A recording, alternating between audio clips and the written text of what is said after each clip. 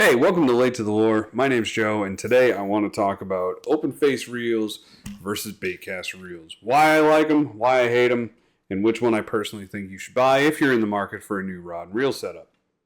Like most people, you probably had a little push button when you were a kid, and as you got older, you wanted a more grown-up reel, so you decided to go with the open face.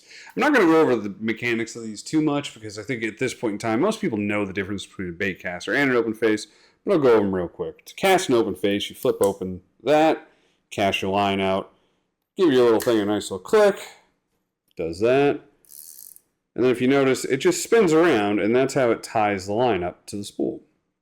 You can set your drag here. That makes it, when the fish is on the line. Like I said, just about everybody kind of understands how these work.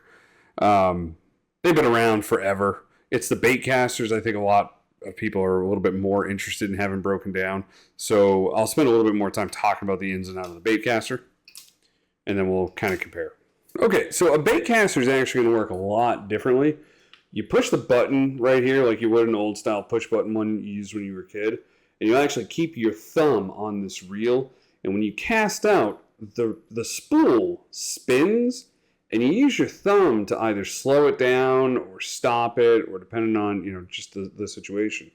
They also have brakes here on the side. You turn up the brakes. Right now, I'm still new, so I'm starting with the brakes up really high. That'll help if you cast really fast. It'll help slow the spool down, but it's not going to stop it completely. If you don't manage your spool, this thing is going to just knot up and go crazy, and it is super easy to do. That's really the biggest difference. I mean, you're going to have to, when you're buying them, pay a little bit more attention, and I'll break that down a little bit more.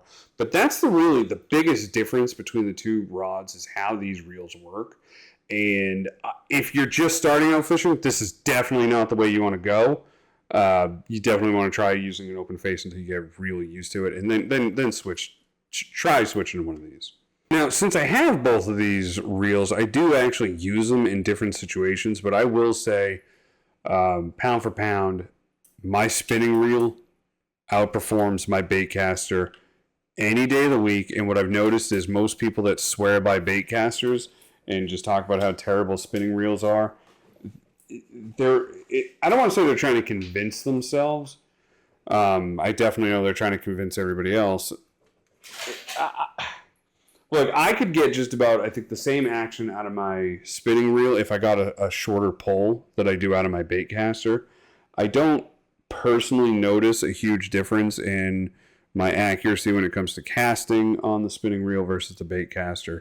The biggest thing this one is where the baitcaster wins. When you're using heavier lures, that's when having a baitcaster really does make a difference.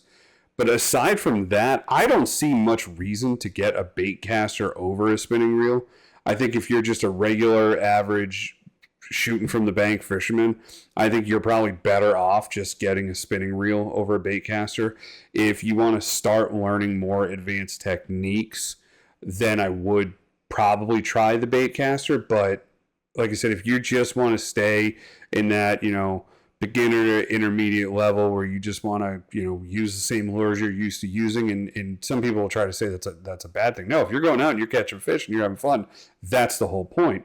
So I would stick with what you're having fun with now. If it's working for you, there's no reason to try to get the baitcaster. You'll see a lot of videos where people cast them out really awesome. They sound really cool. And they do. They are fun to use, but they're also a real pain to use. Every time you put on a different lure, you have to set them up. Every time you go to cast, you've got to make sure you're paying attention. And that's one of the biggest problems I have is I find when I cast my baitcaster, I'm not paying attention because I'm so used to my open face reel that I'll end up getting a bird's nest. And while these are all my fault, I don't have a problem admitting that. I find that just fishing with a spinning reel is so much easier, so much, less stress, especially if you want to use a tiny lure. Like one of my favorite baits or lures to use is this little spy bait. I got snagged on the line, so. It's got a couple little propellers. It doesn't weigh much. It's got some little balls inside to make some noise. It's a great bait, but I can't use it on my baitcaster. I've tried. I made the mistake of trying when I first got the baitcaster, And not only could it doesn't cast very far on lightweight stuff. You run the risk of bird nesting really bad. And on my open face, I can put any weight lure on there, throw it out, and never have a problem. Some people will tell you that the spool on your open face can get a knot right in here, and that's happened to me a couple times, but I usually find that happens on if I'm not using the right line or if it's brand new line.